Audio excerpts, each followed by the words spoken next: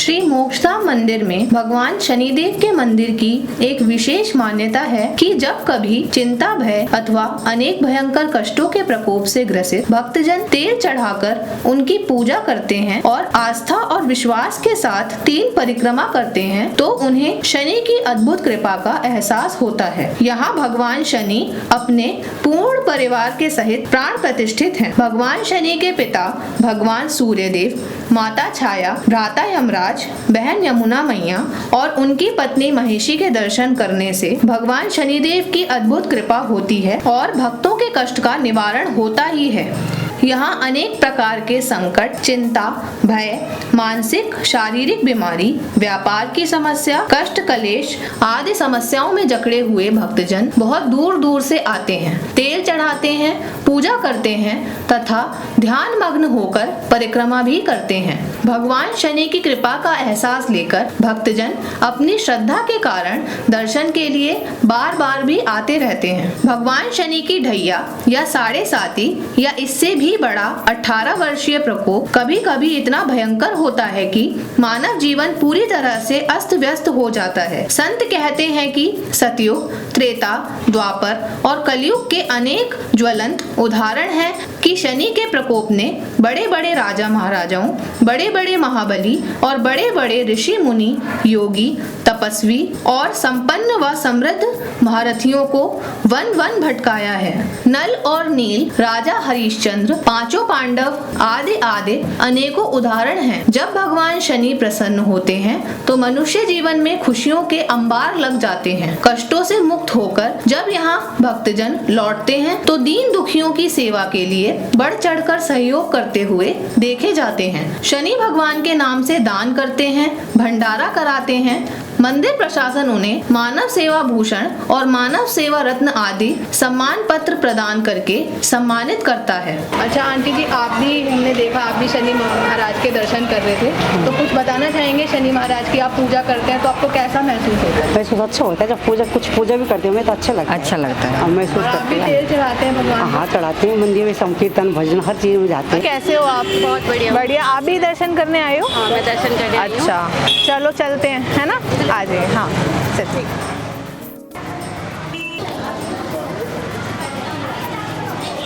मैं आपको मंदिर के दर्शन कराती हूँ।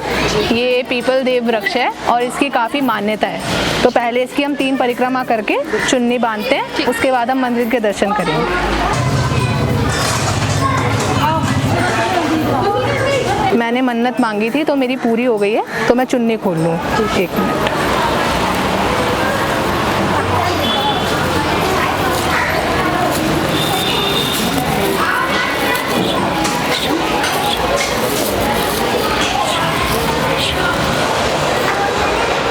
मेरी मनोकामना तो पूरी हो गई है। इस थाली की चुन्नी आप भी एक बार बांधो, आपकी भी मनोकामना ज़रूर पूरी होगी। यहाँ पे आकर हम माता शीतला के दर्शन कर लेते हैं। जो माँ हैं वो इस मंदिर की अधिष्ठात्री देवी हैं।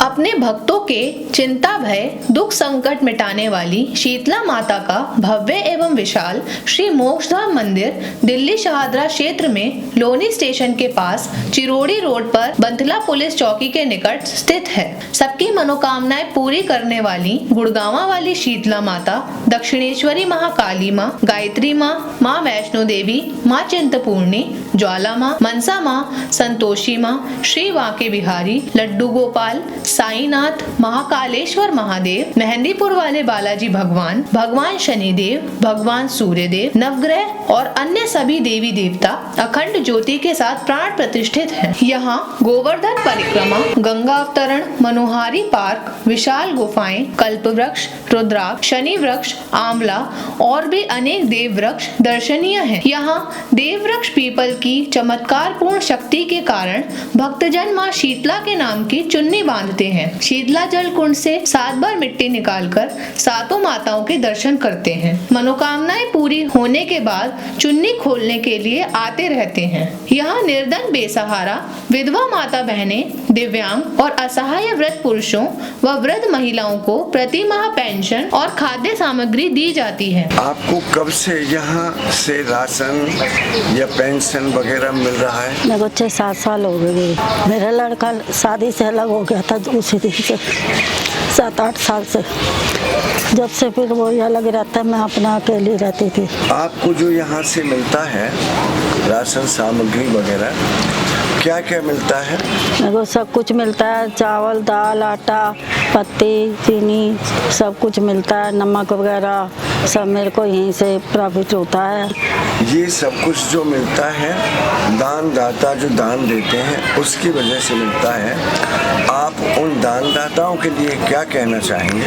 सब खुश रहे, उनके वजह से हमारी उम्र भी होने लगे, हमें उनकी वजह से सब कुछ मिलता है। बच्चे भी खुश रहे, राजी खुशी बने रहें, सब देने वाले बने रहे हमें। दानदाताओं के लिए आयकर विभाग की धारा 80G के अंतर्गत टैक्स में छूट की सुविधा उपलब्ध है। श्री मोक्षधाम मंदिर द्वारा सभी सुविधाओं सहित एक आदर्श गौशाला का निकट भविष्य में निर्माण होने जा रहा है। गौ माताएं सड़कों पर या यहाँ वहाँ आवारा घूमती देखी जाती हैं, कुछ भी खाती हैं या भूखी रहती हैं।